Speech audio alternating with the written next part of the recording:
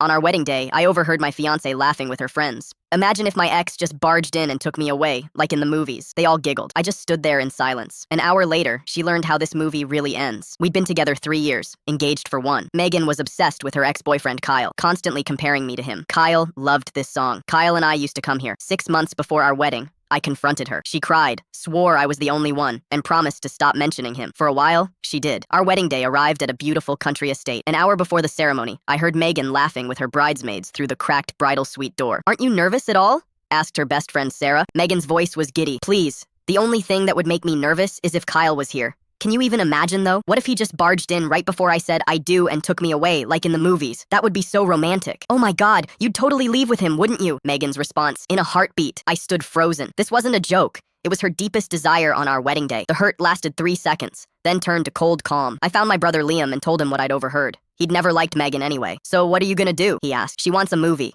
I need Kyle's number." Through a friend, we got Kyle's contact. I grabbed my burner phone and texted him, pretending to be Sarah. "Kyle, you have to get here now. Megan is freaking out, saying she can't go through with it. She keeps saying she should be with you. If you ever loved her, come get her before she makes the biggest mistake of her life. Don't text back. Just come." To make it convincing, I added, "She's wearing the locket you gave her with your picture. She couldn't take it off." The ceremony began. Megan walked down the aisle in her perfect dress, squeezing my hand when she reached me, radiating bridal joy. Just as the officiant opened his book, commotion started at the back of the garden. Kyle was striding up the aisle in jeans and a t-shirt, looking completely out of place. Guests gasped. Megan's face went white. Then I saw it. A flicker of wild excitement in her eyes. Her fantasy was coming true. "Megan," Kyle said shakily, "Sarah texted me. She said you were waiting for me." Before anyone could react, I stepped forward and took the microphone from the officiant. "It's okay, everyone. Please don't be alarmed. I can explain." I turned to Kyle. "Kyle, thank you for coming. You've got perfect timing. You see, an hour ago, my fiancée was telling her friends that her ultimate fantasy was for you to barge into our wedding and take her away. I overheard her, and I'm a romantic. I believe in making dreams come true, so I sent you that text." I looked at Sarah, who looked ready to faint, then back at Megan, whose face had gone from shocked to horrified as reality crashed down. "So go ahead, man,"